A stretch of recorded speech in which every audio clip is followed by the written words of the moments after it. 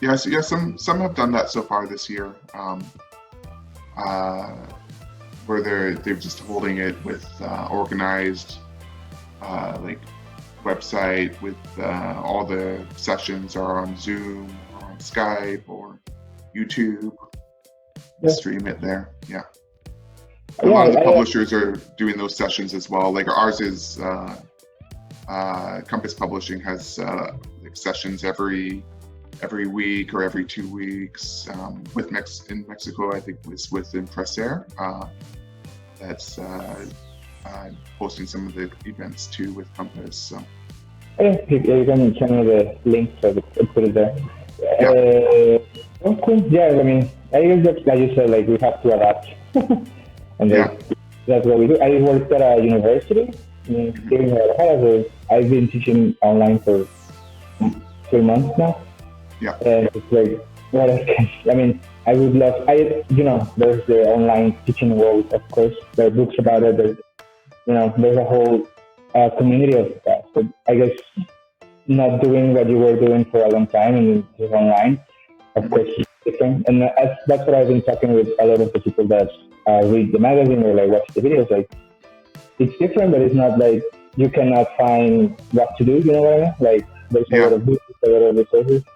So I guess that's a great idea now that I've seen like publishing companies and like other people who have a voice, like a bigger voice, in the yeah, teaching world to be like, yeah, this is represented now because here in Mexico it happens a lot that teachers, I don't know if you like to share about Canada or your context, like here in Mexico, like teachers, we do get support, I guess, like we still have our jobs. mhm, And that is one of the safest mhm, jobs right now, like because everybody needs education, so I don't really think they would just hire you, at least in mhm, the year. yeah, But yeah, but like if you don't have internet or you don't have a place to connect, like I haven't seen it. I don't know if from my context, but I don't know if in the whole country is like that. But here in Guadalajara, it's like not that advanced or like as it is with students because some students were receiving iPads or like computers for them to mhm. pass classes.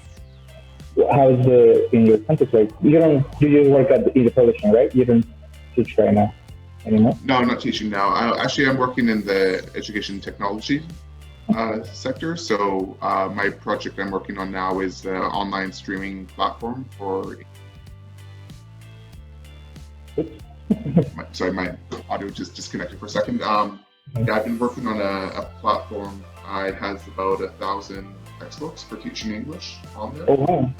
Yeah, it's online and it's streaming, so teachers can use that platform to teach in the classroom if they have an internet connection, or if they're teaching from home, like in these times, they can share the screen on Zoom and they can show the textbooks to the students, so it's easier for the students to follow along.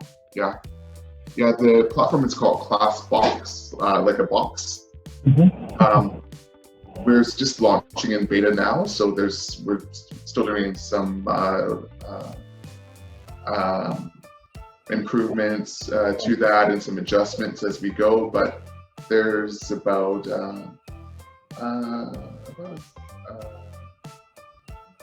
more than 100 series from like course books. There's skill books like reading and writing, test prep. There's lots of stuff. Yeah, so it's a good timing for that project. I've been working on that When did you start? since October last year. So I was already working on that before this situation with Corona, but now is a bigger need for that. So it's been really busy with that project. Yeah. How did that make you feel? Like because you were working last year on it, and why did you start it in the first place? Like because it wasn't because of Corona. Why did you start working on it like that? Like in October Well, last year? yeah, there's like I work now in book publishing for almost 10 years. And we did have some different like education technology solutions before. One was extensive reading program called Reading Oceans.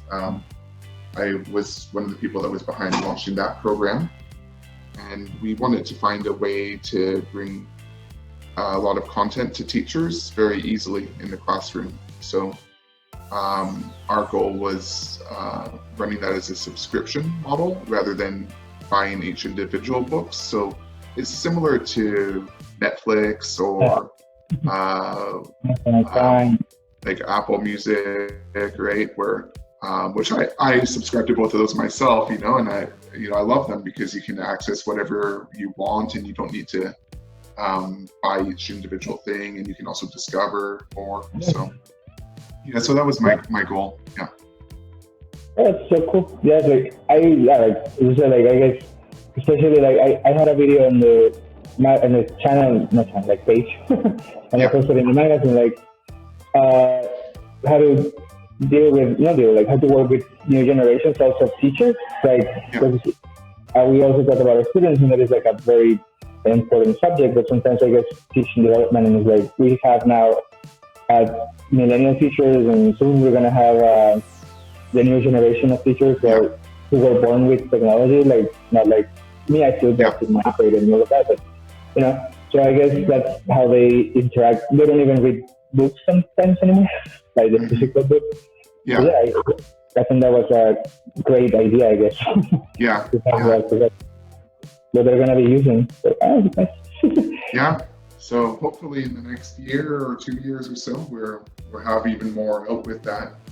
There's a lot more that I want to do, having more interactivity and having it all integrated with a more dynamic learning management system, so teachers can get information for the students. Is it all from different publishing companies or just some companies? Sorry. Could you say it again? Yeah, is it from different publishing companies or just from the company? We have 3 different publishing companies on it. Actually, I guess four or 5 different companies now. A lot of the materials are from Compass Publishing because they have a lot of materials. Yeah. And we're also working with another publisher called NAB and another publisher called MPI that they do some graded readers. Where for some readers as well, we work with a company called eFuture. They provided some content for that, and a couple other publishers are in the pipeline now, but I can't say who they are because we didn't finalize the agreement. But so it's not just, everyone that would accept to work in your project, they would take it. That's very nice to hear. So like just getting into like I'm just gonna just ask you the question, we can talk about it and you can talk about each. So like I usually ask these questions because I think are the ones that I would like to know more about teachers and people with education. So you can answer the way you want. If you could describe ELT in 3 or more words, like which words would you use? 3 words. I think the first word I will choose is learning, because with ELT, as students, we're learning in 2 ways. Both we're learning like technical things, but we're also learning social and cultural and other skills as well. So there's a double-sided benefit to this type of study, whereas language learning, but it's also learning about other things around us. So I think learning is an important part of it. So one, I would say is context. So every person's environment when they're learning is different. So we're all learning in different contexts. And that also means like the reality and the truth around those people is all different because it's set up to their own personal context. And I think the third one is purpose, because I think most learners are learning English for a purpose. And as teachers or as publishers, we need to recognize what is their purpose and give them the tools that they need in order to achieve their goals. So some people are learning English to improve their career opportunities. Some people want to travel to foreign countries. So some people want to have foreign friends or other points like that. So some people just like learning, but I think that people that just like learning languages is probably the minority. Yeah. Most people are really learning it to serve a function in their life, and so we have to teach them things that they can actually use communicatively in the real world that they're going to be in, and for the reason they want to learn it, right? Oh, cool, man. So, like looking in your last this word to describe it, like purpose, like I guess connects perfectly to the idea of, as you said, like bringing people learn languages, not just English. But what would you think as having that purpose? What do you think is relevant right now, like English as learning it? Because a lot of people, at least in my context, they would think of English as the American language, or like it's very linked to that idea in Mexico. So what would you think is not just not that idea, but what do you think is relevant everywhere? No? Like what do you think that is? It's such a globally communicative language. So I don't think one country has ownership of English. Like we can't say that America owns English, for example. And I mean, in fact, if anyone should own it, it should be England, I suppose. But that they gave the language away at a very early stage during the colonial period, when they said, okay, like you have to speak this also in India and other countries around the world. And so it's like a lingua franca, I suppose. I think it's probably the most dominant lingua franca around the world that people of all languages are speaking to communicate with each other. And I think it's important to have that basis if you want to live your life in a global context. So if you have dreams of doing let's say you have a very small business selling manufacturing and growing and packaging coffee beans, and you want to sell like the best coffee beans in the world. My Costa Rican friends will be mad, but okay, I'll say they're in Mexico just for today. And if you want to sell those beans into Europe, right? Even in France, you may end up communicating with your buyer in France from Mexico in English. It's the common way of communicating between the two. It's like even automatically for people who know English and they speak other languages. It would happen to me. Like I would be like, I know someone from you say like France or other country like Portugal or whatever. So I would be like, oh, the language that I think he would know or she would know would be English, right? So I don't think, I agree with that. So, all right. What motivated you to be part of the English teaching world? First time, I started in teaching in Canada in around 2000. At that time, I was teaching some students that were immigrants, or also some other students that were low income in Canada. I was a university student at the time, and I could get some support with my tuition by teaching. But I liked it. My undergraduate degree was in English, so I was interested in being an English professor.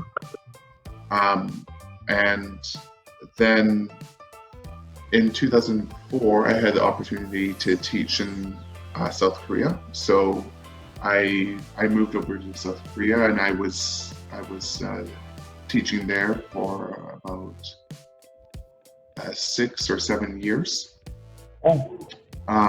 And one of the ones that motivated me early on was having opportunity to teach and travel and see different cultures. Because that was a personal motivation, not a career motivation. But I was younger, so I was quite interested in those kinds of experiences. And then that was, I suppose that was the initial motivation. Then after teaching some time, I was like quite a popular teacher at my school. So I started to get involved in content development. So I wrote several, I published several books for different publishers. And that's how I got into the publishing sector, I suppose. And yeah, so I think the initial motivation was the experience, but for me these days, the lasting motivation is how can I make a positive impact in the world? So that's the best part about my job now, that I can find a way to help people in really far off countries from where I am now. I've had a lot of good chances to go to places around the world and to give advice on their education system, train teachers, to help teachers, to learn from teachers as well, because even if you're the person doing the training, you're also learning at the same time. So yeah, I think the initial motivation was the experience, and the lasting motivation is making a positive impact. Cool, nice.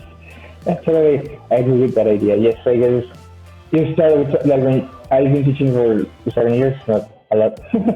So I guess, yeah, I remember that I started, and I guess now it's changing. And yeah, it totally happens. I guess you don't stay with the same motivation throughout the whole year.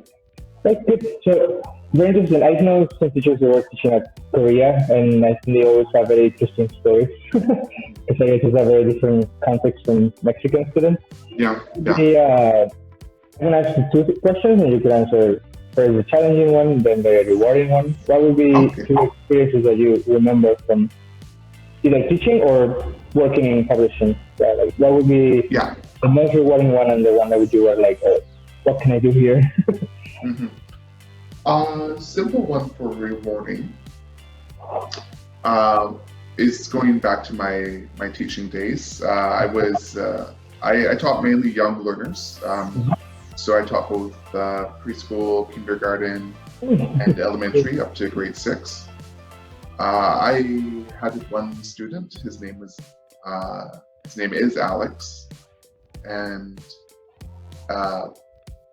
he was in my KG1 class, which is the second year of learning.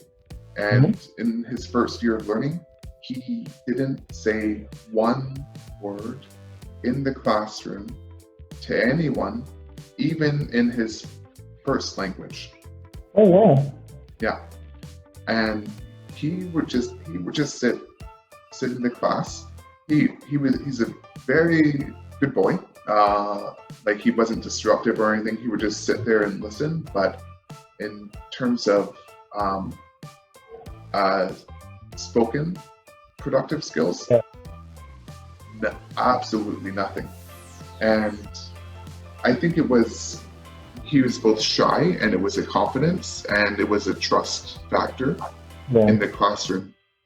And all the other students were speaking a lot, but I knew Alex was very intelligent, because he could answer the questions by writing them down. And even when he was when his mom would come to the school, he would just whisper to mom, just right up in the ear. And so it was just his style, right? It is a personality difference that he had than other kids. But over the course of teaching, I remember about 6 months in to teaching him, that he pulled me over one day like his mom, and then he whispered the answer to the question in my ear in English. He spoke it very well as well. And so I was like, wow, you did a great job. And I was so touched, because he trusted me enough from that experience. And And that moment when he spoke the first time, that was the breakthrough for him, because the next day, then he spoke 3 times, and the next day, then he was speaking often and often. So it was really rewarding, and Mom was so happy. His parents were like really, really proud of him from that as well. So yeah, I still remember that experience from teaching was very personally rewarding. In publishing for rewarding experiences, I had a lot. I remember I was visiting Peru, and I was going to some different schools in Peru, and the students there really hadn't had much of a chance. There was like more rural communities, and they didn't have that much chance to talk with someone from Canada. So some of them, when I came in there, they were so excited that they couldn't even speak. One was almost crying. She was so excited. So I felt that was a very special experience to be part of it. For me, it was kind of like a normal thing. Like, I go to a lot of schools, I talk with a lot of students and teachers, but if you can see the positive experience in them, it's very nice. So yeah. So I think the rewarding ones always come from the interactions with students. Yeah. Challenging. I think my first year teaching was the most challenging for me when I was teaching overseas, because I didn't have as much experience as a teacher, and also the students that I was teaching couldn't speak English at all, right? So they could only, we were starting from almost zero ability, and I didn't have as many. Korean, right? Yeah, in Korea. Yeah. They could only speak Korean, and I couldn't speak Korean. Okay. Well, yeah. And also we weren't allowed to speak Korean in the classroom as well, so we were only allowed to speak English in the class as teachers. Yeah. So what can you do? So I remember the experience. We had the textbook that we had for like a 3-month period there, or maybe 1 month or 2 months. It was like 10 pages long only. It's out of print now, so I can say the name. It was called Tiny Talk. I think it was published by Longman or Pearson. It was not my favorite book, let's say. And I actually finished, in the book, there was nothing. It was like, hi, Tom. Hi, Tony. That's it. That's like 4 pages, right? And the book's only 10 pages. And I literally finished teaching the book, and I stretched it, and I finished teaching it in 1 hour. And then my teacher was like, "You're supposed to use that for 1 month." And I was like,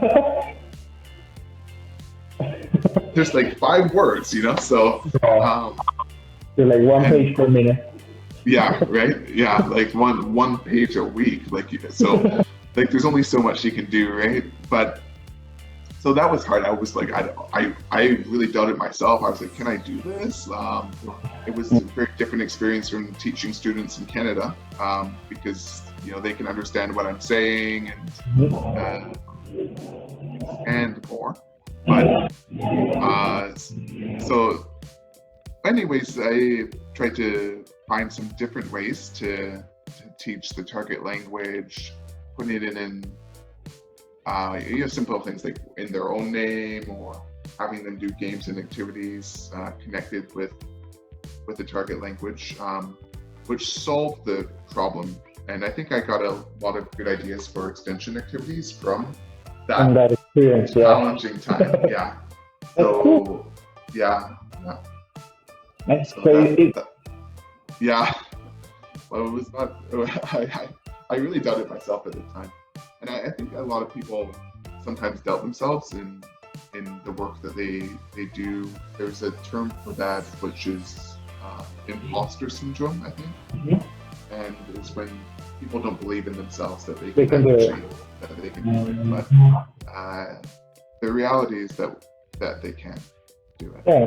Yeah, it's like the unknown, no? Like, what am I getting into? And I guess you were really, really motivated to move to another country and teach there. I guess not everybody does. I mean, a lot of people do it, but but like everybody does it. You know, like, I'm gonna move and live in another country and teach. Like, it takes a lot of God to do it, and I think even in a country that you don't speak the language and it's different cultures completely, not from not even the West, and like you could go to the US, you could go to Mexico, it's kind of similar, but still going to another country that has very different values and morals and stuff. So I applaud that, and I think I admire that idea of teaching like that. I don't think I could do it, but maybe I could. One day. But it was a good experience. Cool. So I'm happy that I did do it. Nice. What would you like? You don't teach anymore, but so we could talk about like in the publishing aspect of your work right now. What would you like as a publisher, like or as a person who writes techniques and your program that you're working on right now? Like, where did you get all the motivation or ideas, and like how do you come up with your program, or like what keeps you updated and like, okay, now I'm gonna do this? Is everything from you, or like is there any external aspects that? Well, there's a lot. First, I think just observation in the world. What are the things that learners need? So there was there's obviously been like a movement towards back towards CLIL and back towards like social and emotional learning. So I tend to read a lot about these items like before they get that popular. Like I'll read like the research reports on them, and I suppose I'm not that far ahead, but I'm trying to stay a little bit ahead of what other people are doing. So publishing a book usually takes like 2 years or so to publish a series. From the start of development to the end. And so, even though we see in the world now that the books on like social and emotional learning are popular, in order to make them available now, we had to start them 2 or 3 years ago. So for that reason, I was looking at like, I was thinking about what kind of 21st century skills learners really need before that became so popular. That was the conference that I think I went to, like when you were talking about it, like soft skills and everything, skills. So I was impressed by it, because I was like, okay. But then some of my other teachers were like, this exists from a very long time, but like you don't really see it. I guess it happened to you, right? You talked about it, or you read about it many years ago, maybe before you had your presentation that in 2018. But like I guess that's why I think it's very important to have those moments to go to conferences and like hear other teachers talk, because you get ideas that exist for a very long time, or that you maybe created it, and that you get the idea of spreading the message. And I subscribe to a lot of education channels in social media. I like Edutopia as well. I usually read that every day, and I'll share articles with on those topics with friends and social media, and also just generally like my friends are authors, so I talk with them about what they're working on, and we collaborate and share ideas with each other. So that helps me to stay updated on what's happening, I think. That's really good. And last thing, I can edit this. Like I think it lasts 40 minutes. If it stops or something, maybe I can call you just to finish, just in case. So just not anything. But what would be a message for you, like for learners, for teachers, for people who are interested in you can either answer each or just a complete message. Like Yeah. in the language learning process, what would be a message that you would like to give to people? To motivate them to finish. My answer To might be a start, little maybe. bit. It might be a little bit strange. I'll tell them they should enjoy it because they're never going to finish. Yeah. I didn't finish yet either. So it's a lifelong process for learning. So they should make sure that it's fun and that they enjoy what they're learning. In terms of learning English, one good point is that they can use English to learn about something that they really like. So if they're into video games, man, they can learn English and then play all the video games and use English as like the language for playing the game. If they're into if they want to be a scientist, then they can read the latest reports and research in English for that as well. But if they think that they will be finished with learning English after they pass their final test or they get their TOEIC or IELTS or TOEFL score, they'll be really disappointed and it'll be a waste of their time because they'll have a piece of paper, but they will have lost their ability to use it later on, and that means the paper is not worth anything other than a few cents for that you can sell it for maybe as a piece of paper. So they should enjoy it, and then they should.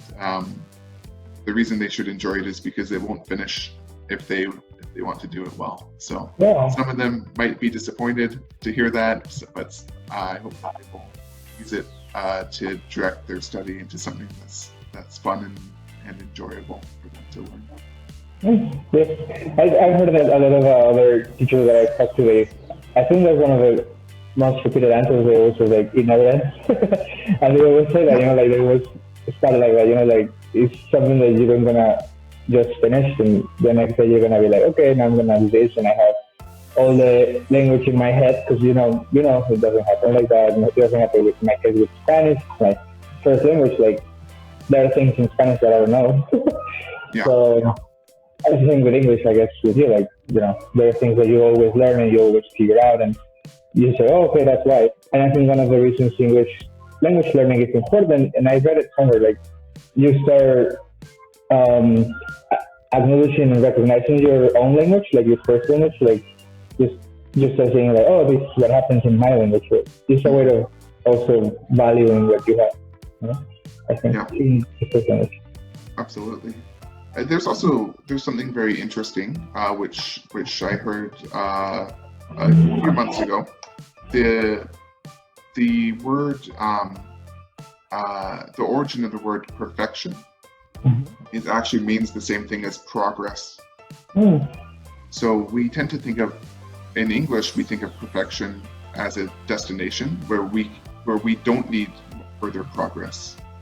But if you look at the origin of the words, they both have the same origin, meaning that in that sense, continued progress is perfection, because every time you're perfecting more and more and more and more. So as long as they're continuing to improve, then they're always meeting their goal every day, right? Because the progress is perfection in that sense. And they can, and it's not a destination that they get to at the end. It's a destination they get to every day, every moment when they're working on it. Totally agree with that. Nice answer. Good. All right. So those are like all of the questions. Thank you very much. Thanks, David. It's good to connect with you. Yes. So I edited this out when I posted. So just let me know. You said it. I think send me anything that you would like. I don't think I'm not gonna post live today. So you have time to.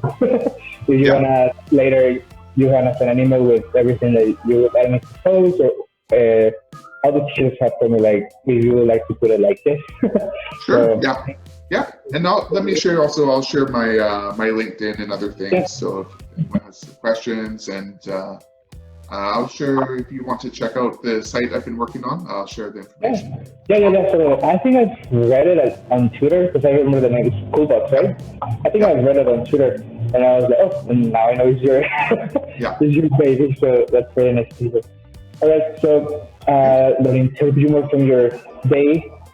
Thank you. I hope you Thanks, have you a too. happy Friday, James, and really Yes. thank you so much because like we talked 2 years ago and having this in 2020, I think it's very rewarding for me in It's my my pleasure. project. So thank you, and we'll be in touch. Yes. Okay. Thanks, All David. right. Bye. Bye.